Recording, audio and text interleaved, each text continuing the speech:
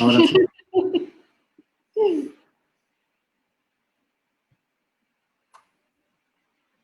¿Y ahora? Sí, ¿Ahora sí estamos al aire? estamos al aire. Ya. Belén, nos vemos. Belén. Eh, bueno, bienvenidos, bienvenidas. No puedo ver Facebook. A ver, ahí sí. Vamos a esperar unos minutitos antes de empezar.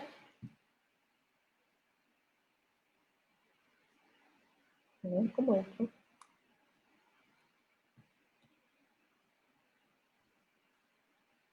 Hay gente con esto. ¿Qué dice la Belén, Mati? No sé. No sé cómo entrar al live desde el Hay celular. 11 personas mirando. ¿4? 11. 11. Hola, ¿cómo están? Bienvenidos, bienvenidos. Estamos esperando un par de minutitos para que se conecte más gente. ¿Cierto?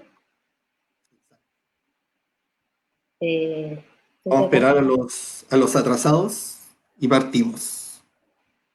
estoy tratando de verlo desde... Y dicen que nos vemos y nos escuchamos perfecto. Ah, qué bueno, ya. ¿Quién dice la Belén?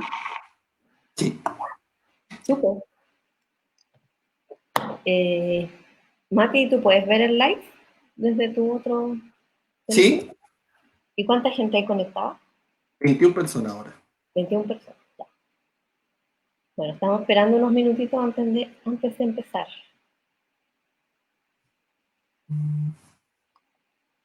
Cuando hayan 30 empezamos. Yo creo, ¿sí? Ya.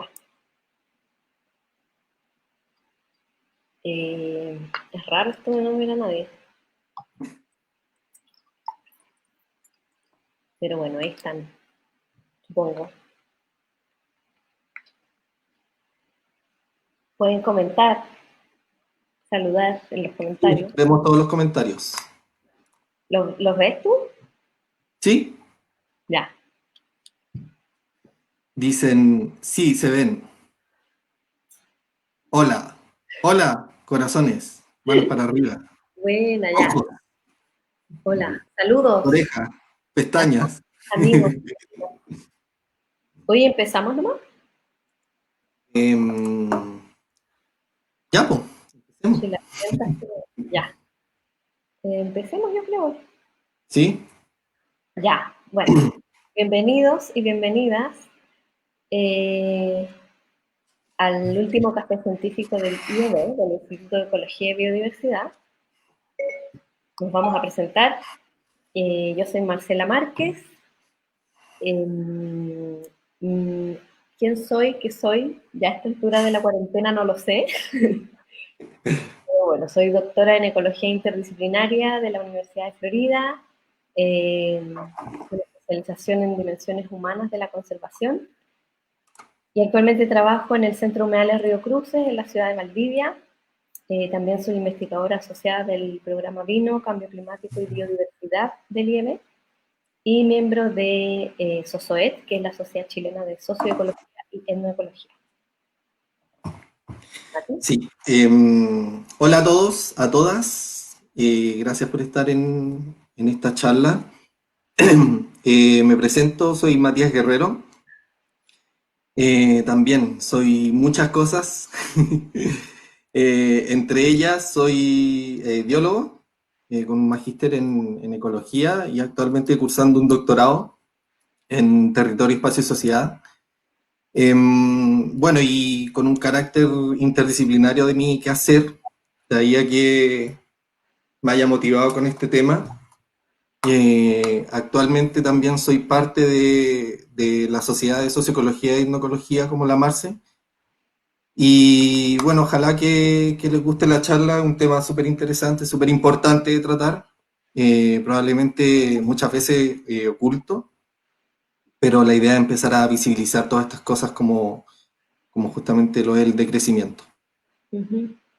Y bueno, antes de empezar queríamos decir también que nosotros directamente no trabajamos en este tema, pero es un tema que nos parece muy importante, que hemos tenido la oportunidad de aprender, y yo en el doctorado, cuando hice el doctorado, el Mati ahora que está empezando su doctorado, y que nos parece muy importante dar a conocer, difundir, sobre todo en este contexto histórico que estamos viviendo de crisis social, de crisis sanitaria, en que nos estamos replanteando el futuro que queremos. Y bueno, como además nos encanta y trabajamos en conservación de la naturaleza, no podemos hablar de conservación si no hablamos de desarrollo. Así que por eso hemos, con mucho cariño y motivación, preparado. Bueno, contenido. Ahí está la presentación. Sí. Dale nomás. Sí. Bueno, la presentación está dividida en 4 partes. Primero, muy brevemente, una introducción a la crisis ambiental y a los límites planetarios. Luego vamos a hablar de crecimiento económico y el modelo de desarrollo actual. Y luego vamos a hablar del decrecimiento y cuál es la propuesta que tiene el decrecimiento para el sur global, ya para el hemisferio sur y para el mundo. Y finalmente unas conclusiones, recursos, invitaciones para seguir aprendiendo de este tema. Sí, bueno, para empezar el tema y contextualizarlo, para nadie poco evidente el hecho de que estamos ante una ola. De hecho, la Organización Mundial de la Salud literalmente lo catalogó como una gran ola llamada pandemia del COVID-19. Y esto ha traído consecuencias, obviamente, a escala planetaria. Y las consecuencias más directas y inmediatas que se ven son consecuencias económicas. Esta imagen, de alguna forma, la elegimos porque grafica ese proceso, porque una vez viendo esta pandemia, efectivamente se viene esta ola posterior de recesión. Ya lo estamos viviendo, de hecho, a nivel país, a nivel global. Sin embargo, entendemos que esta crisis del COVID-19 se plantea como una crisis socioambiental. No olvidar que el COVID-19 es probablemente una enfermedad zoonótica. Esto quiere decir que es una enfermedad que se transmitió desde un animal al ser humano. Y tiene que ver con que estamos acorralando a la biodiversidad y que también están ocurriendo cambios climáticos de origen antropogénico. Y ahí cito la tercera ola, que es el cambio climático, pero no nos estamos dando cuenta que la gran ola es el colapso de la biodiversidad. ¿Y por qué la gran ola? Porque, bueno, nosotros sin biodiversidad no somos nada. La biodiversidad es lo que nos contribuye para el bienestar. Y sin ella probablemente no vamos a ser capaces de tener un bienestar suficiente. Siguiente. ¿Y por qué estamos en crisis? Bueno, porque nos estamos dando que la Tierra no es infinita, que es un poco la crítica que poco a poco vamos a empezar a desarrollar, a elaborar. Esto ya ha sido largamente tratado teóricamente, en donde se ve a la biosfera como aquellos límites que sostienen a la sociedad, y dentro de los límites de la sociedad está la economía. Entonces estamos hablando de un sistema anidado en donde efectivamente no nos podemos salir de estos límites, porque bueno, si nos salimos de estos límites vamos a aceptar mermar nuestro bienestar. Por tanto, la economía y la sociedad son sistemas que están completamente imbricados en esta biosfera, en el planeta. Siguiente. Y aquí lo ha desarrollado bastante bien toda la escuela de Estocolmo de resiliencia, en donde el Johan Rockström en el 2009 introduce este concepto de un espacio operacional seguro para la humanidad, en donde, como dije anteriormente, hay límites planetarios, y estos límites planetarios en algunas propiedades podríamos estar bien, digamos, dentro de los límites. Sin embargo, hay otras propiedades, hay otros recursos que ya lo hemos sobreexplotado y estamos fuera de aquellos límites, y por tanto tenemos que empezar a ver las consecuencias que implica salir de esos límites planetarios. Siguiente. Entonces, claro, el crecimiento económico, crecimiento económico, crecimiento económico, fuera de estos límites, pero no entendemos que hay una sola tierra y que si quisiéramos tener el consumo actual, derechamente ya estamos necesitando más de una tierra, 1,75 tierra, como se calcula. Y si queremos tener una calidad de vida, un consumo, como lo tiene Estados Unidos, por ejemplo, necesitaríamos 4,1 tierras. O sea, ya estamos fuera de los límites en muchos de los campos que mencioné anteriormente. Bueno, y para poder entender esto del decrecimiento, tenemos que entender qué es el crecimiento. El crecimiento económico no es más que el incremento en la producción de los bienes y servicios producidos por una economía en un periodo de tiempo determinado. Y este crecimiento económico se mide principalmente con este indicador que se llama el Producto Interno Bruto, el GDP en inglés, y que mide el valor total de esta producción, ¿cierto? De todos estos bienes y servicios que se producen dentro de los bordes de un país en un año, en un trimestre, etc. Simón Kuznets era un economista ruso-americano que desarrolló esta idea de colapsar los datos de producción económica en un solo número, por ahí por el año 1930, cuando Estados Unidos estaba viviendo una gran recesión y no se sabía muy bien cómo iba la economía. Entonces, para saber cómo respondía la economía a las distintas políticas, él acuñó, generó este sistema de cuentas bajo el Producto Nacional Bruto en ese entonces. Después de la Segunda Guerra Mundial, el Producto Nacional Bruto se convirtió en una política económica oficial en Estados Unidos y en 1953 las Naciones Unidas ya adoptan, digamos, publican estándares internacionales para calcular un sistema nacional de cuentas.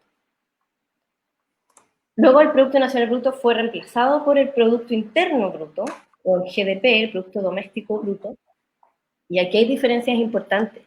Y una de ellas es que las ganancias de una empresa multinacional se atribuyen al país donde la fábrica se encuentra y donde se realiza la extracción de los recursos, aun cuando las ganancias dejen el país. ¿Ya? Así que eso es un dato muy importante. ¿Qué otras cosas pasan con el Producto Interno Bruto? No distingue entre la buena y mala actividad económica. ¿Ya? Es como una gran calculadora con un número más gigante.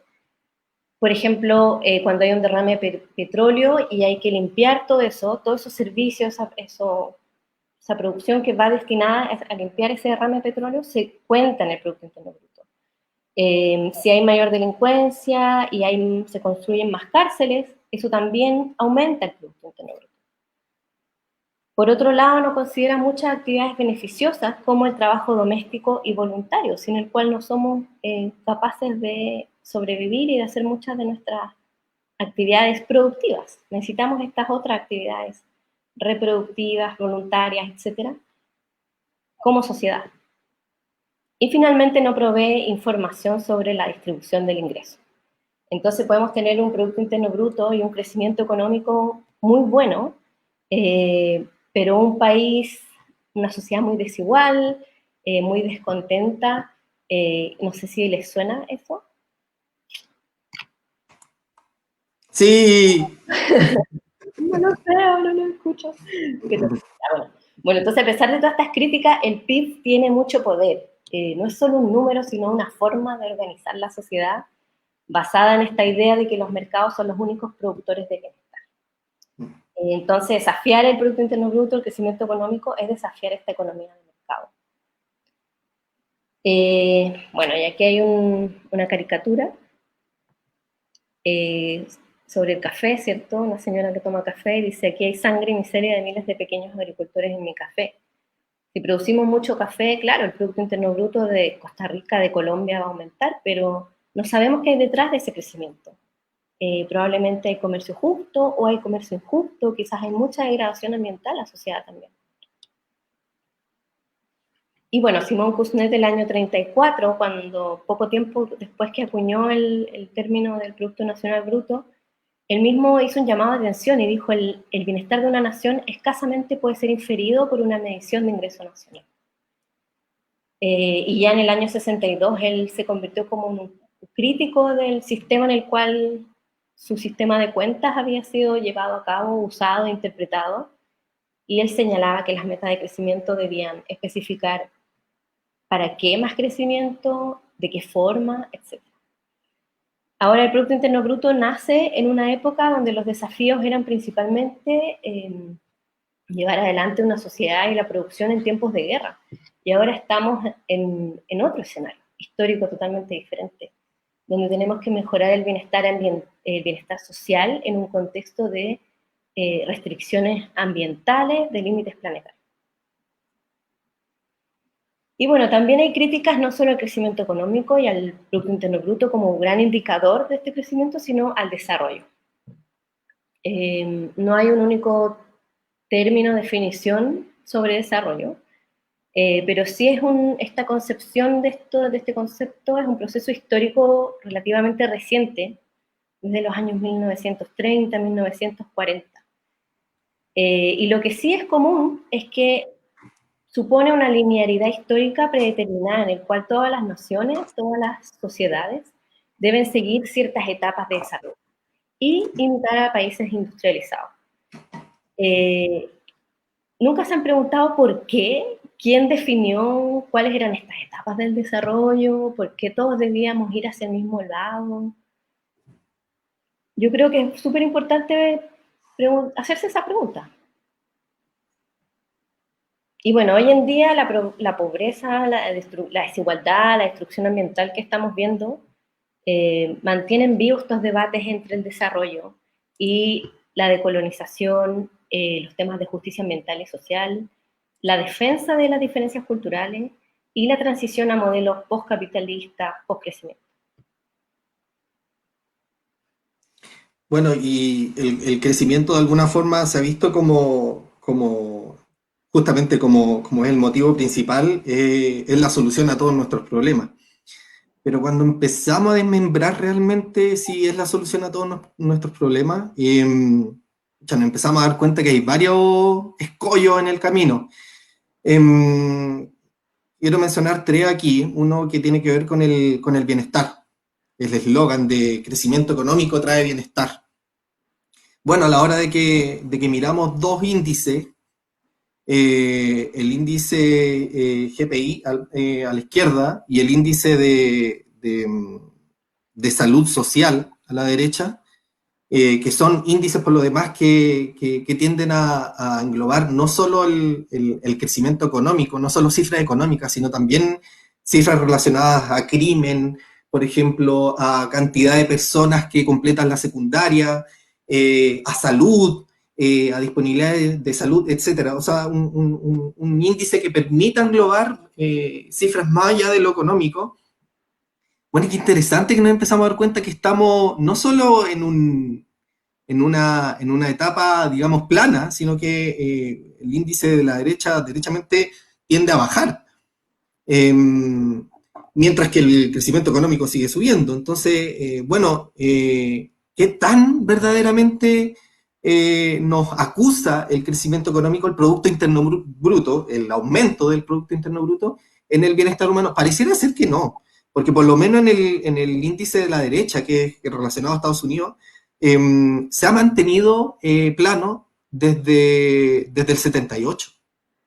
Entonces, parece que no es una cuestión tan simple y básica en donde medimos Producto Interno Bruto, PIB, y se acabó.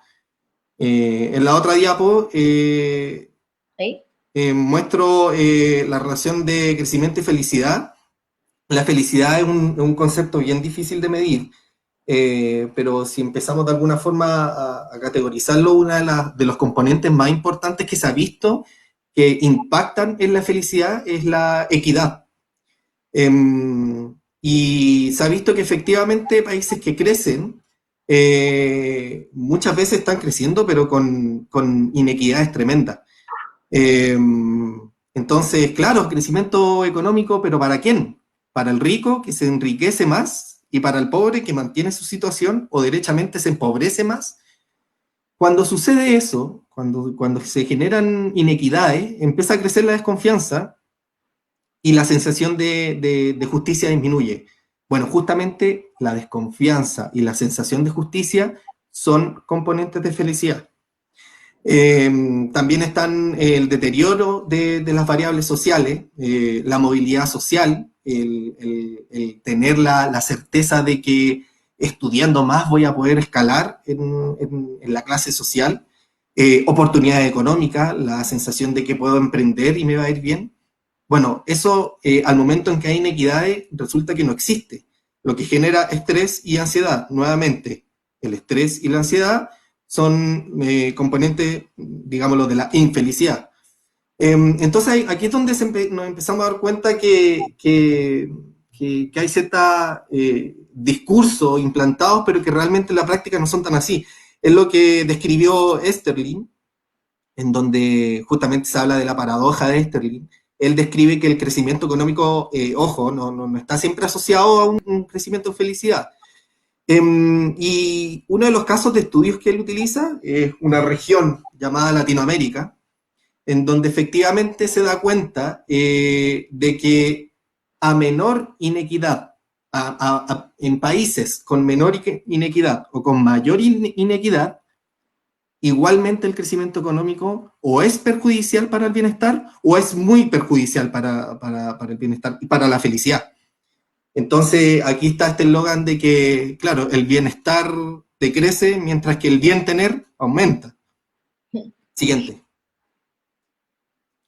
Si nos adentramos al crecimiento económico y los impactos que tiene en la biodiversidad, salió un paper súper bonito, muy bueno, de Otero el año pasado, que justamente habla de que las políticas en biodiversidad no necesariamente están relacionadas con el crecimiento económico, ojo ahí.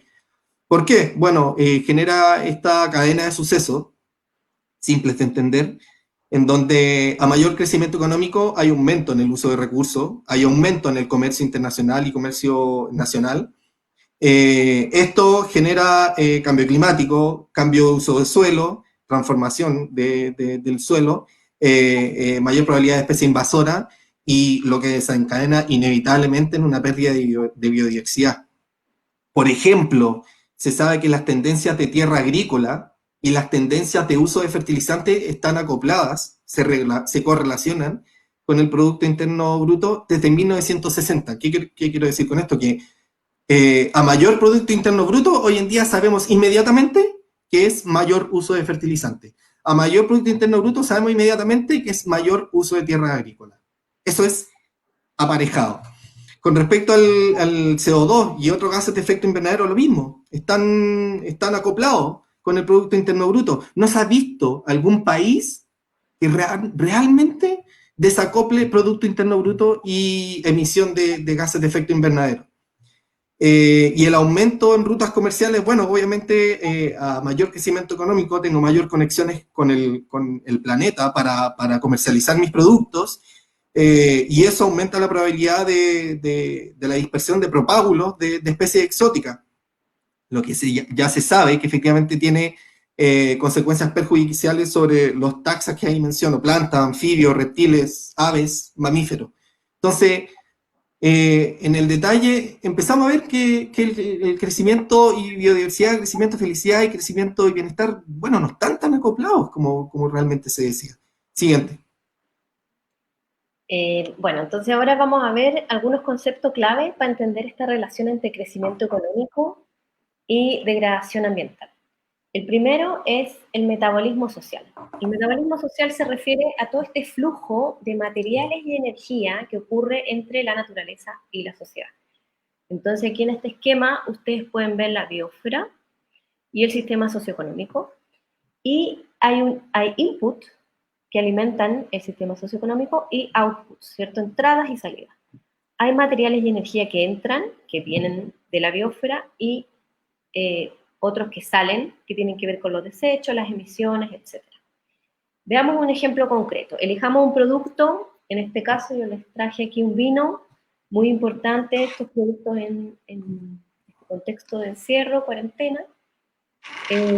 ¿Y ustedes saben dónde se produce el vino? Bueno, en Chile se produce en la zona central. Aquí pueden ver una foto de una viña maravillosa en el Valle de Colchagua. Pueden ver los cultivos. y aquí en los cerros tienen el hermoso bosque nativo, bosque esclerófilo. Y bueno, ¿cómo es la cadena de producción? ¿Cómo se produce el vino? Hay varias etapas, ¿cierto? Primero se cultiva, ya se cosecha la uva, luego se va a las bodegas y se produce el vino, luego viene la etapa de empaque, de marketing y certificación, la distribución, ya, nacional a otros países, la exportación, y el consumo y la eliminación. Cada una de esas etapas tiene inputs y outputs, ¿ya? Inputs que vienen de la naturaleza y emisiones que salen a la naturaleza.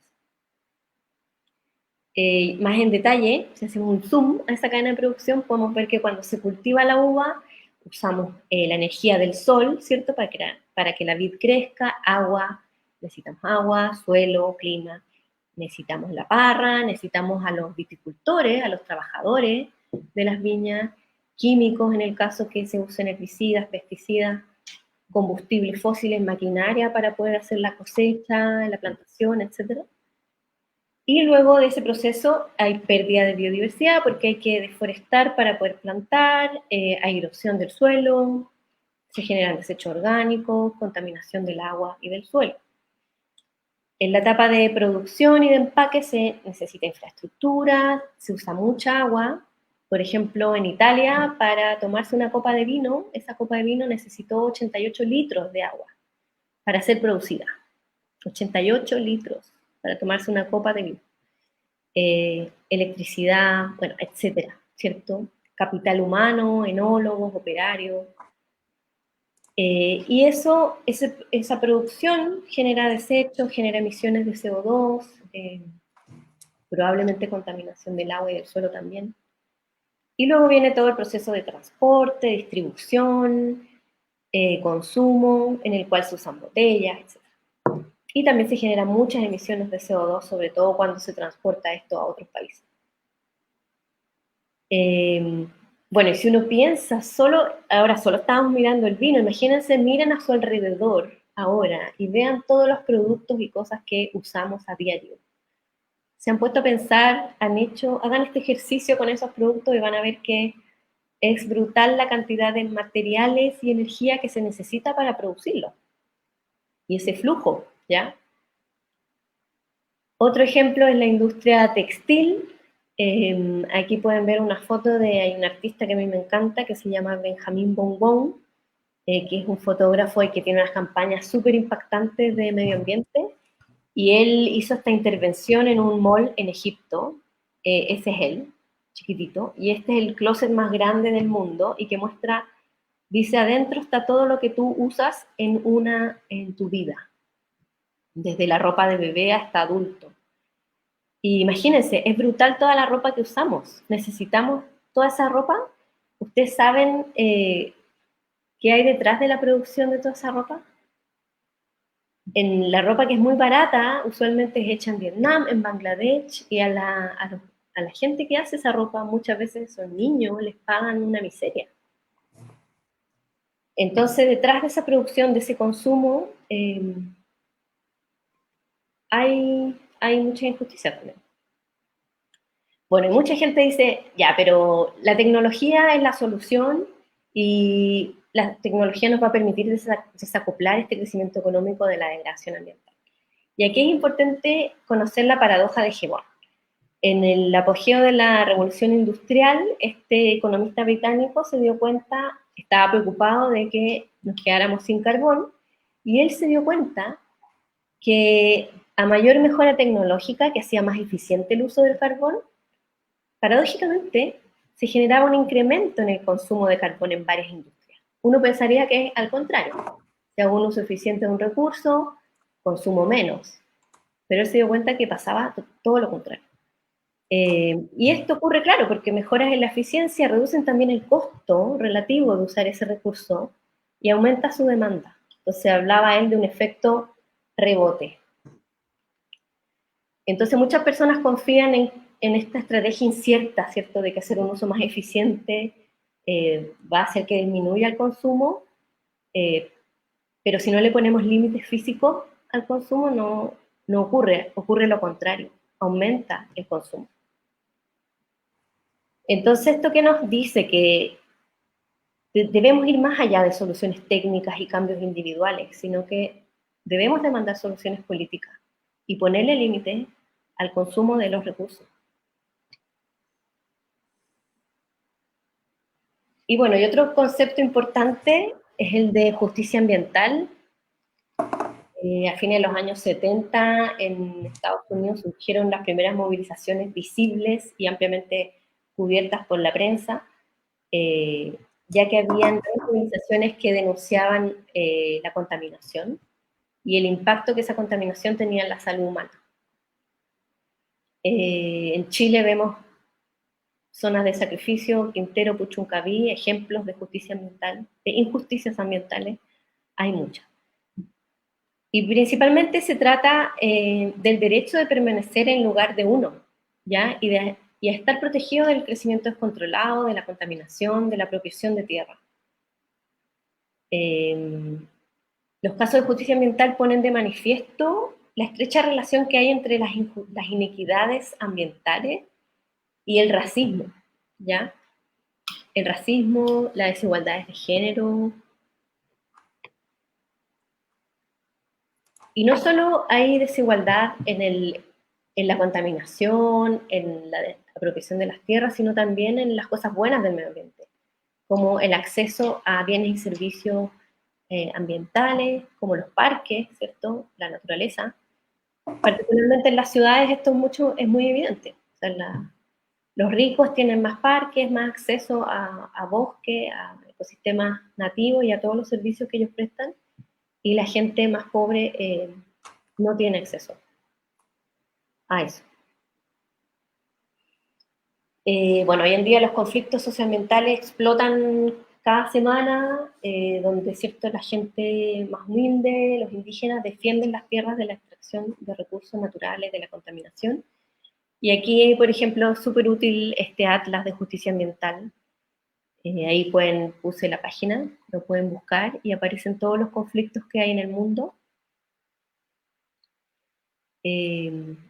Los colores son distintos tipos de conflicto, hidroeléctrica, conflictos nucleares, del agua. Es súper interesante esta página.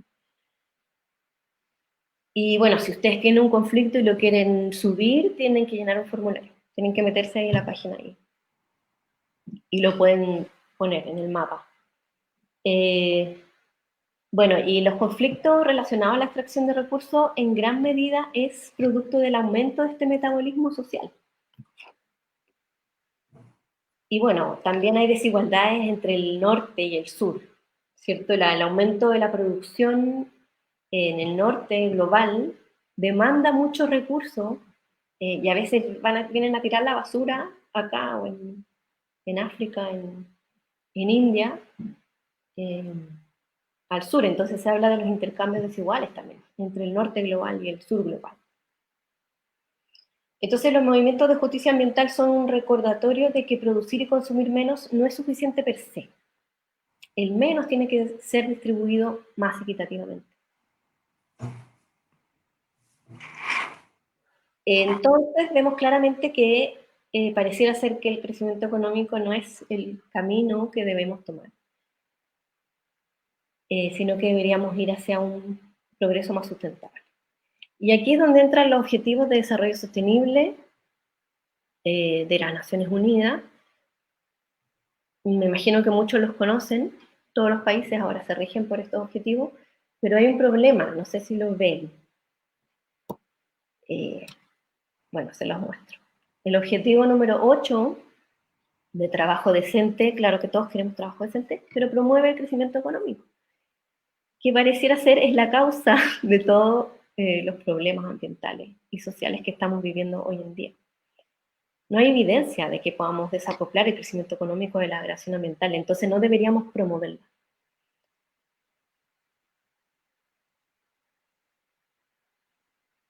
Y bueno, esta es otra caricatura.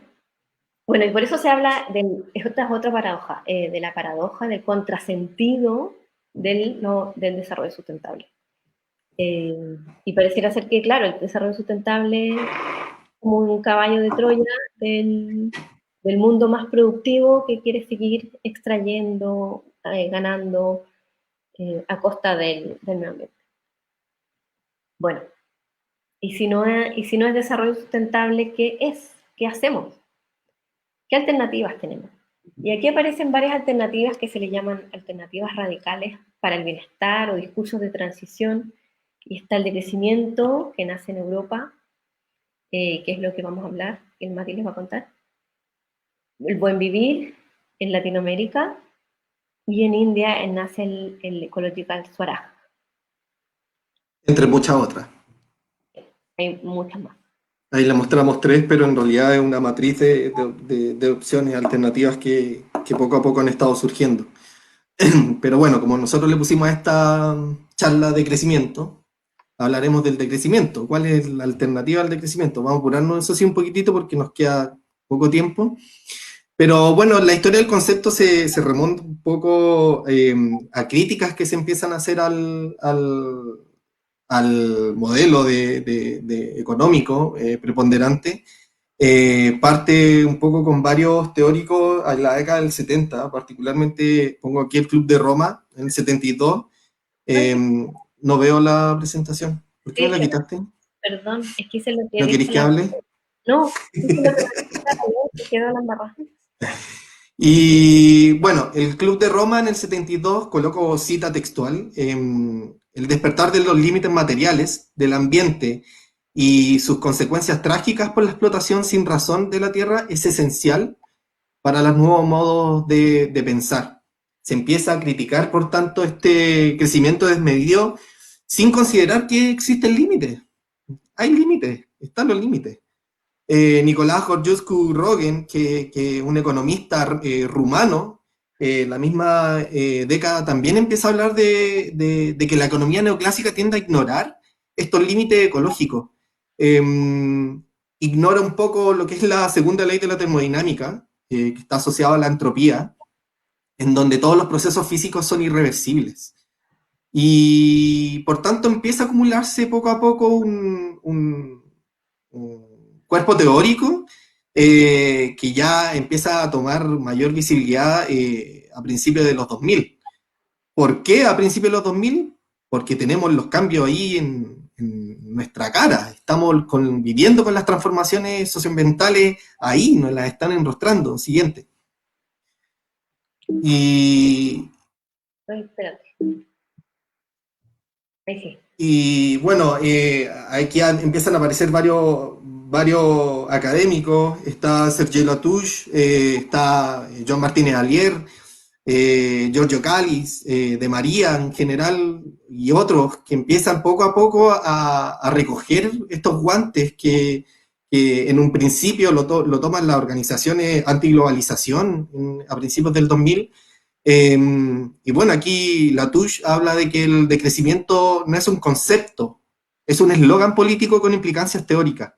Y por tanto habla de este extremismo en donde el crecimiento se ve como única solución y en definitiva lo que él propone es el abandono de esta realmente religión, la religión de la economía, la religión del crecimiento, del progreso, del desarrollo, y por tanto postula al decrecimiento, ojo aquí, como una matriz de alternativas, no es una alternativa, no es una definición.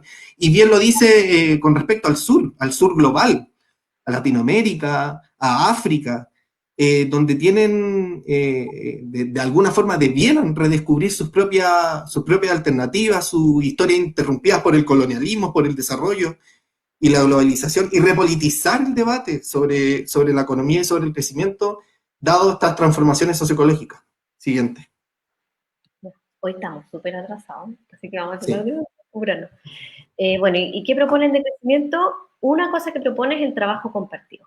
Si pensamos en decrecer, ¿cierto? Y en producir menos, obviamente van a haber menos horas laborales y va a haber desempleo. Lo que propone el decrecimiento es buscar formas de trabajo compartido. O sea que en vez de echar a las personas, disminuyámosle el horario y así tenemos a dos en vez de uno. Un ejemplo concreto es esta misma charla que la hicimos de forma compartida con el Mati. Gracias, Mati, porque cuando a mí me pidió esta charla, yo dije cero opción. soy madre, trabajadora, en pandemia, teletrabajo, tengo muy poco tiempo, entonces no la puedo hacer. Y ahí buscamos Yo la soy solución, yo soy un vago sin tiempo. claro, como el más Entonces, no, pero ahí dijimos, hagámoslo de forma compartida, cosa que me tome menos tiempo, y nos tome a los dos menos tiempo hacer una charla completa. Eh, entonces de eso se trata. Y bueno, hay muchos desafíos, ¿cierto?, de cómo asegurar los ingresos para que no disminuyan. Una opción es mejorar el sistema de pensiones. Por ejemplo, jubilarse antes, trabajar menos años también. Y tiene muchos beneficios como tener más tiempo libre para estar con la familia, menos impacto en el medio ambiente. Eh, por lo general, la gente que trabaja menos horas tiene más tiempo para hacer actividades que son ambientalmente amigables, como las huertas urbanas. Entonces, es algo que hay que pensar y empezar a promover también. Visibiliza las labores de cuidado, ¿cierto? Hay un proverbio africano que dice, se necesita una villa entera para criar un niño. Y ahora que estamos encerrados, aislados, lo sabemos más que nunca. Se necesitan muchas horas para cuidar a los niños, a los adultos, para cuidarnos a nosotros mismos y a nuestra comunidad. Entonces, estos cuidados son fundamentales para la integridad física, mental y las relaciones que cada ser humano necesita. Se destinan muchas horas y energía durante el día y esto el sistema actual no lo visibiliza, no lo valora. Y hay clara relación entre la felicidad y el tiempo para la familia, para la comunidad, para la salud.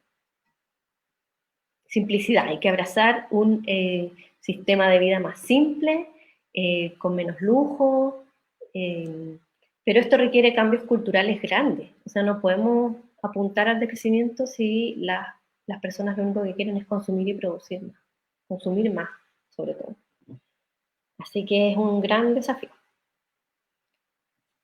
bueno, otras propuestas del decrecimiento tienen que ver con relocalizar la economía. Y con relocalizar nos referimos a hacerla más local, reducir las distancias de comercio, de producción, de consumo, priorizar el consumo local.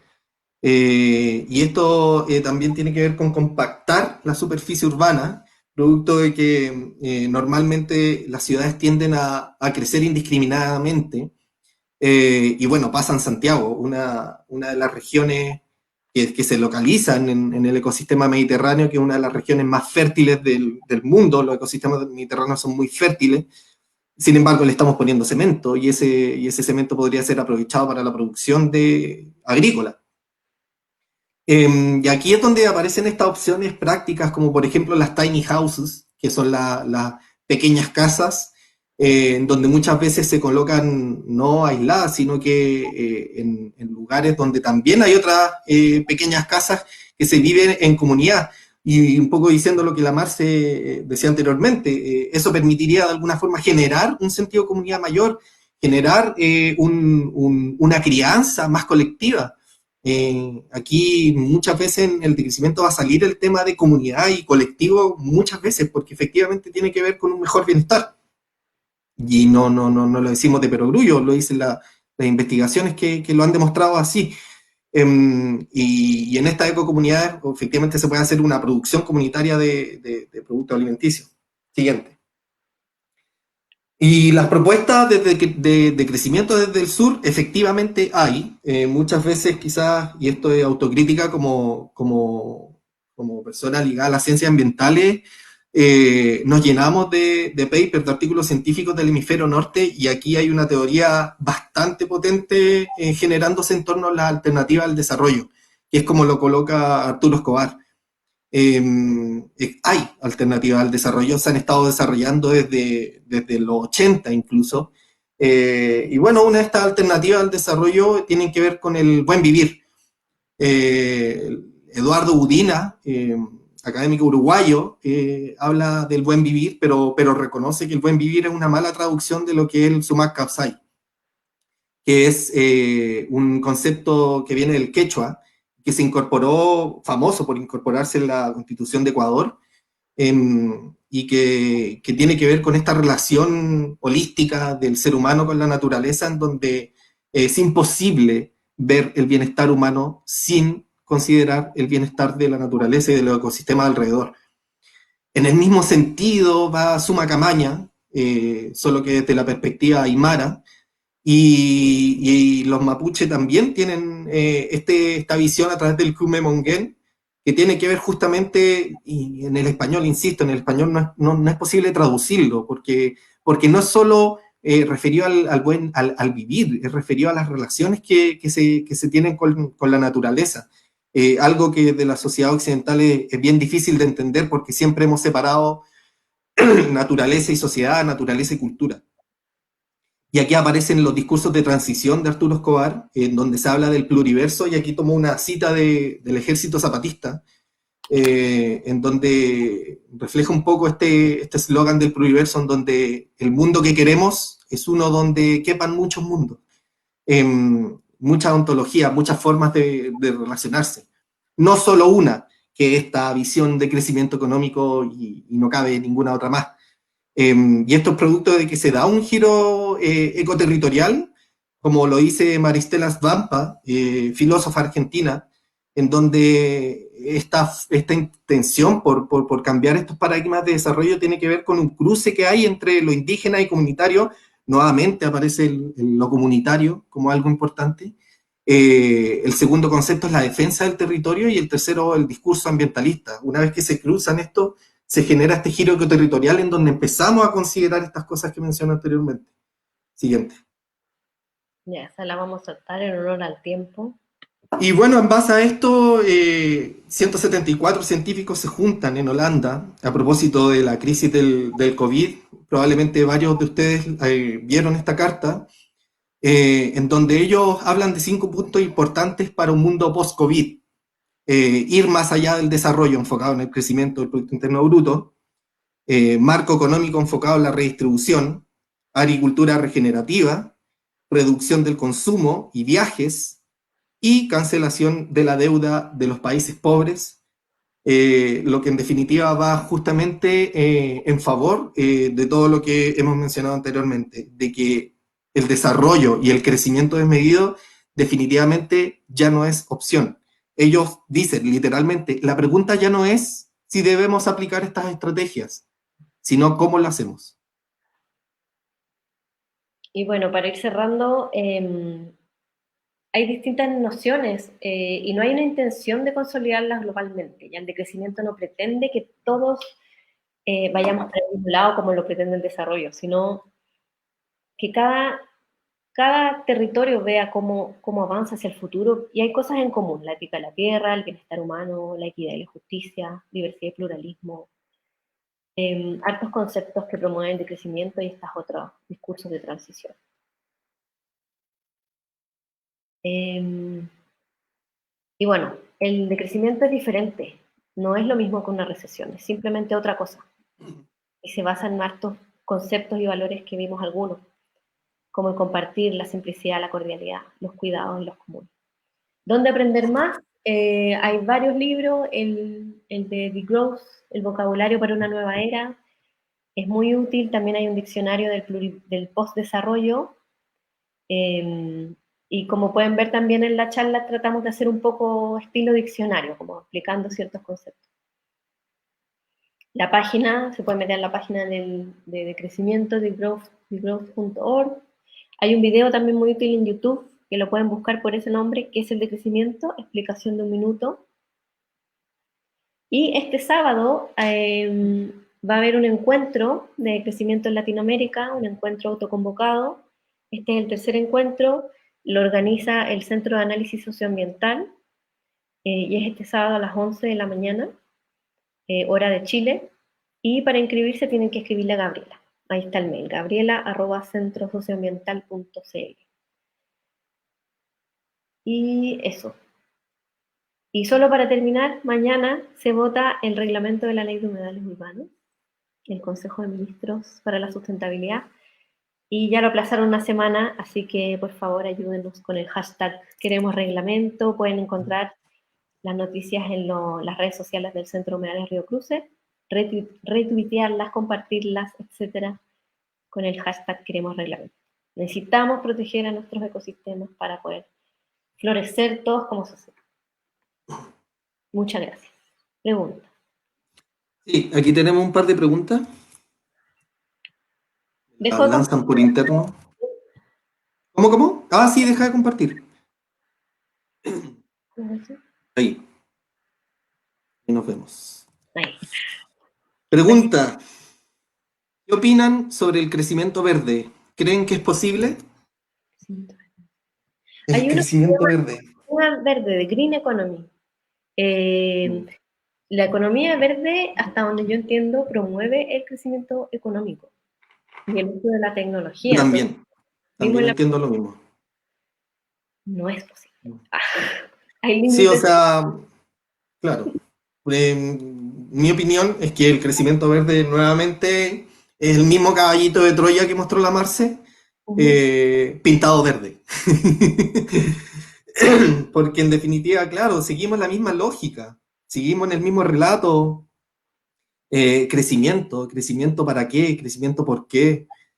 Justamente lo que viene a ser el decrecimiento y estas otras formas alternativas de mirar eh, el, el bienestar, digamos, últimamente, en última instancia el bienestar, puede que no tenga que ver con un crecimiento, o Es que puede que además, no tenga que ver con ninguna otra palabra, pero con otras formas de relacionarnos. Pero ¿por qué seguir en la misma lógica del crecimiento? claro, el problema es Marce. que el crecimiento implica el aumento del metabolismo social y como vimos eso aumenta el flujo de materia y energía, aumenta la degradación y es un círculo vicioso. Mm, Y no, aunque queramos todos ir hacia el crecimiento, no, físicamente no podemos, por el tema de los límites ecológicos que tenemos. Yo creo que la economía neoclásica tiende a adaptarse muy bien a estos nuevos relatos y el crecimiento verde para mí es una de las tantas adaptaciones que intenta hacer la economía neoclásica. Por tanto, es más de lo mismo. Sí, bueno, y todas estas alternativas de crecimiento, buen vivir, alternativas de postdesarrollo, critican efectivamente el desarrollo sustentable y la economía verde por lo mismo, porque promueven el crecimiento económico, que hasta el momento sería Pregunta, el problema. Ya. pregunta, ¿cómo podría incorporarse un modelo de decrecimiento con un crecimiento de la población exponencial como el que vivimos actualmente? Buena pregunta. Yo tengo una respuesta. Ya. Ahí. Una vez me acuerdo perfectamente que me hicieron una clase un profesor de la Católica en donde hablaba de los beneficios. Venía a traer los transgénicos porque implicaba mayor producción de plantas y producción donde antes la papa, por ejemplo, donde antes no se podía plantar. Y ahí empecé a investigar un poco en torno al tema y me di cuenta que en general el problema no es la falta de alimentos, el problema es la distribución de alimentos. Y este comentario yo creo que va un poco a lo mismo. El problema, claro, efectivamente hay un crecimiento poblacional cada vez más exponencial, efectivamente, pero puede que incluso la Tierra, con una distribución equitativa, pueda dar incluso hasta 9.000, 10.000 millones de habitantes, pero el meollo del asunto aquí no tiene que ver, quizás en estos momentos por lo menos, a pesar de que somos muchos, no tiene que ver tanto con la población, sino más bien con la distribución de los recursos en nuestro planeta. Sí, bueno, el tema del crecimiento poblacional siempre se ha visto como uno de los factores importantes de los problemas ambientales. Pero ahora último se discute mucho que el consumo, el nivel de consumo es un factor importante porque tú puedes tener, no sé, la gente que tiene 7 hijos en India y tú tienes uno en Estados Unidos, probablemente ese único hijo en Estados Unidos consume mucho más que los 7 niños, niñas en India. Entonces, claramente es un factor el crecimiento poblacional, pero el nivel de consumo puede llegar a ser más importante. Pregunta, ¿cómo se relaciona la economía circular con el decrecimiento? Ah, La economía circular. La economía circular lo que hace es cerrar la cadena de producción. ¿Se acuerdan que yo les mostré esta cadena, cierto? Entonces lo que hace es que los desechos de la producción los ocupa después de vuelta como materia prima y cierra el círculo. Yo no he aprendido, no he leído mucho de economía circular, pero creo que va muy en línea con lo que propone el decrecimiento. Y yo también creo lo mismo. Una de las cosas que justamente genera el crecimiento económico desmedido es que ignora los desechos que producimos y no se hace cargo, siendo que mucho de ello puede ser reutilizado.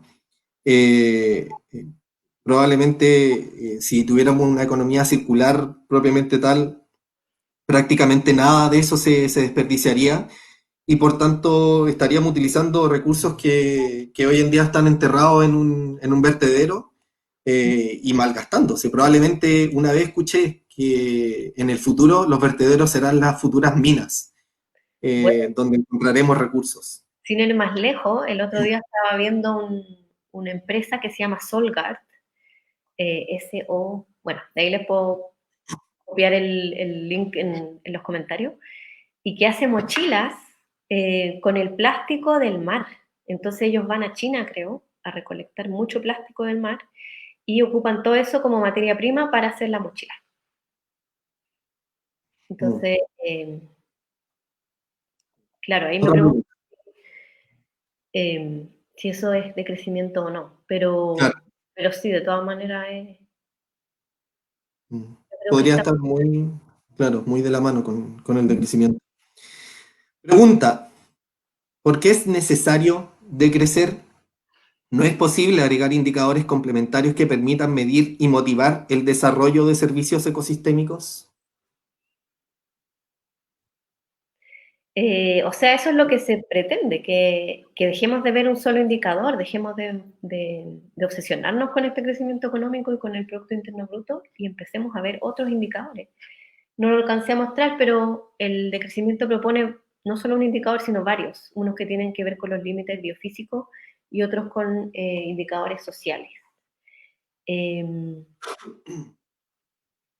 Sí, yo creo que una de las cosas que, pero perdón, para terminar, en algunos países se ha visto que se necesita un mínimo de crecimiento económico para satisfacer las necesidades básicas de la población.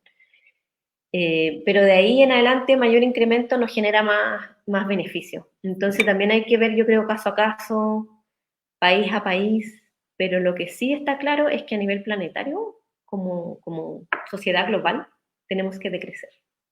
claro. Y a mí se me olvidó lo que iba a decir, Oh, así perdón. que no, no estoy bien.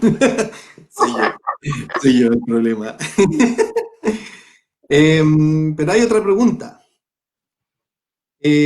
¿Conocen o hay estudios o ensayos que aborden del sueño de la casa propia como eslogan para un pacto de consumismo extremo?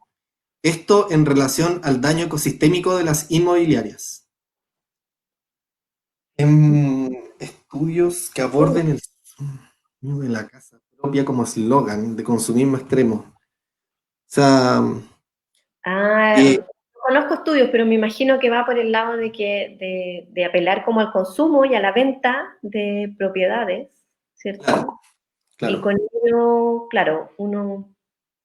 O sea, yo encuentro que la publicidad tiene múltiples formas de estimular el consumo y probablemente el sueño de la casa propia es uno más de los eslóganes que ahora la vivienda no es cualquier consumo, no son galletas, son probablemente uno de los derechos básicos que deberíamos tener como sociedad. El tema es cuál es la forma de esa vivienda, de ese derecho básico. Y probablemente ahí es donde está el componente de crecimiento extremo, en donde, claro, probablemente se promueven lujos, casas lujosas, se promueven, actualmente a mí me da mucha risa estas ecocasas.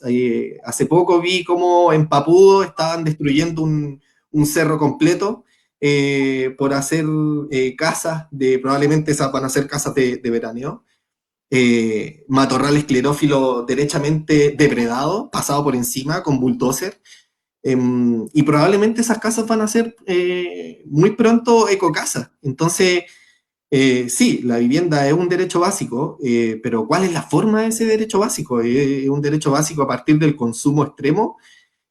claro, efectivamente, cuando es así, tiende a ser parte del mismo cuento, del crecimiento y del consumismo.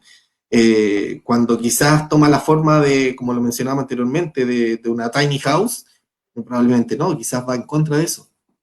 Sí, por eso también uno tiene que ser un consumidor responsable y ver dónde se hizo esa casa, qué es lo que hay detrás, ¿cierto? Si efectivamente se rellenó un humedal para poder construir esa casa o no.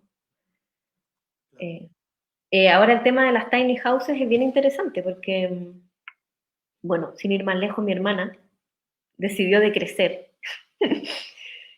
Y fue muy divertido porque la primera vez que invitaron a hablar de crecimiento fue acá en un cabildo de medio ambiente en Valdivia.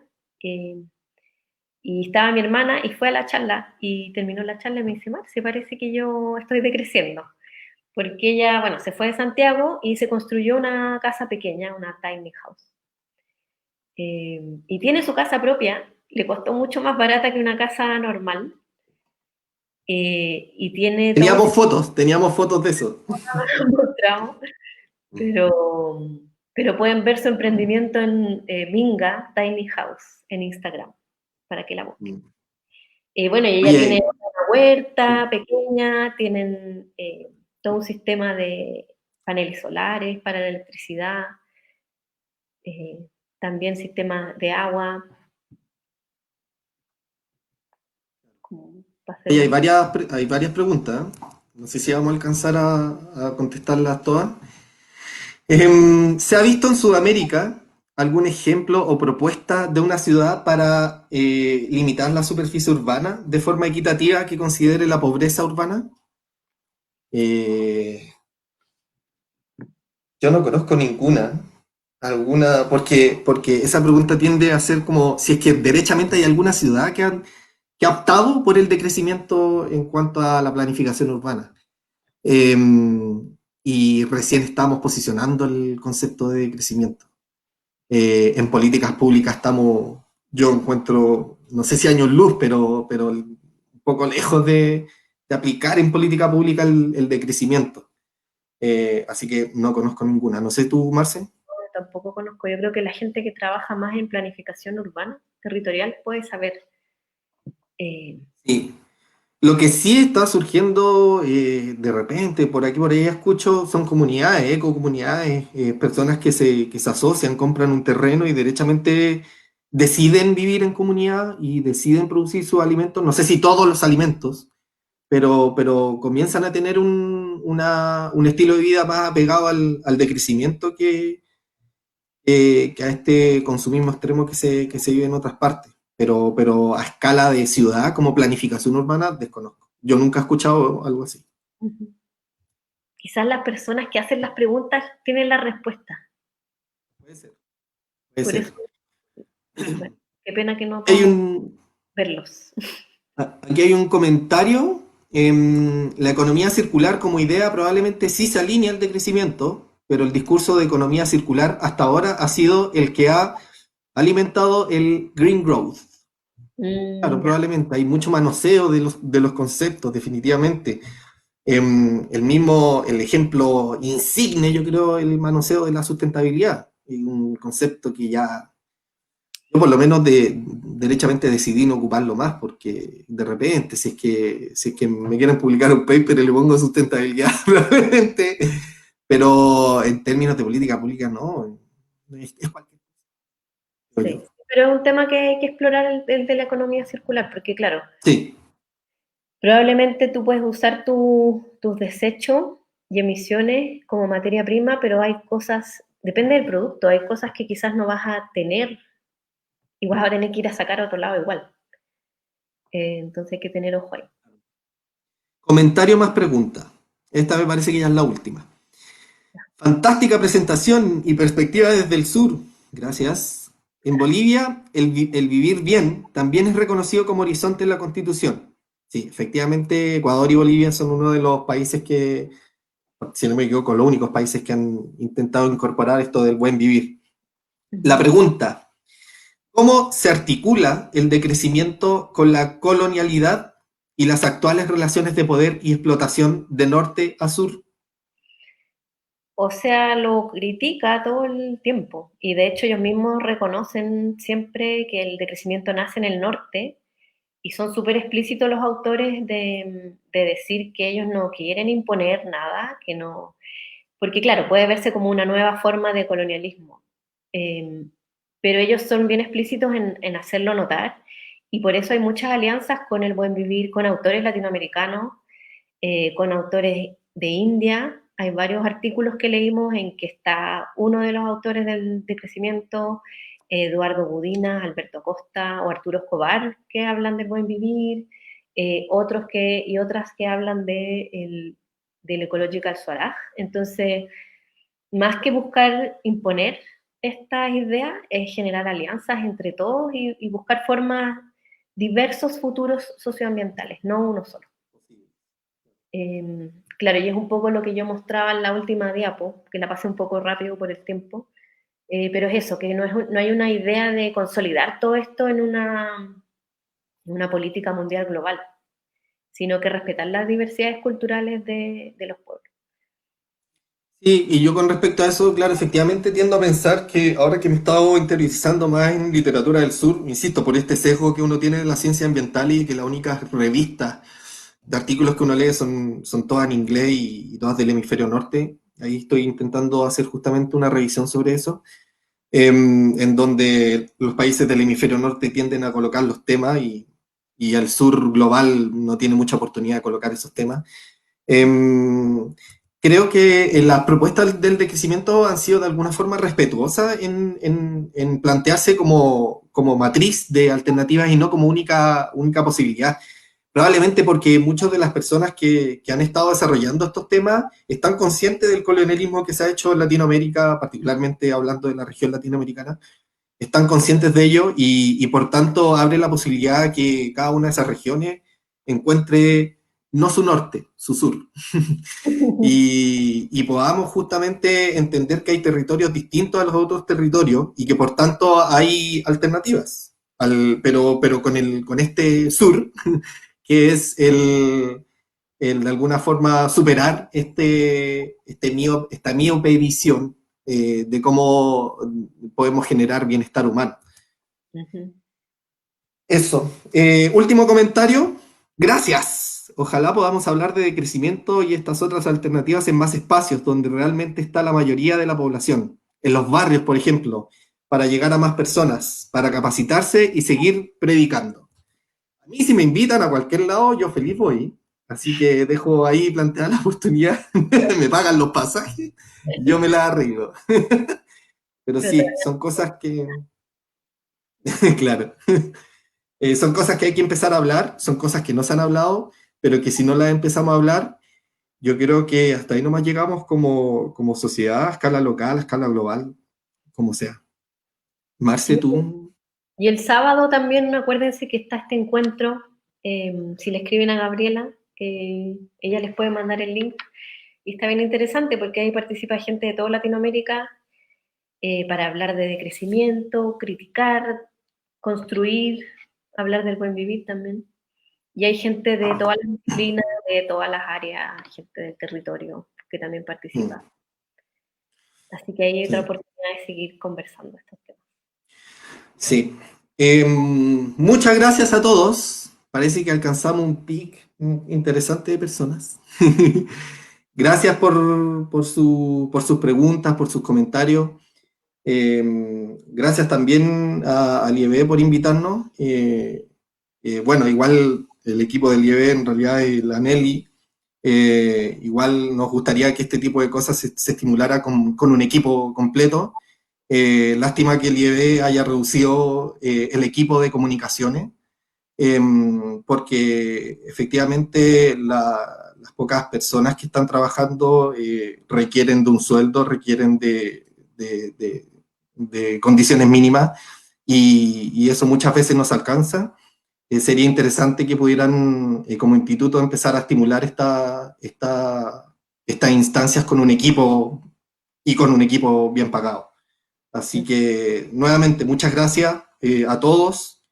Y bueno, nos veremos quizás en alguna otra oportunidad. Nos encantaría seguir conversando de estos temas, así que estos temas van a quedar ahí, en la mesa. Sí, gracias a la Nelly, bueno, y al equipo de comunicaciones, que ya no es equipo, parece, como cuenta el Mati. Y a todos y todas las que nos escucharon de forma ahora ya sincrónica y a los que nos escucharán asincrónicamente viendo el video más adelante cuando tengan tiempo. Eh, y eso, muchas gracias.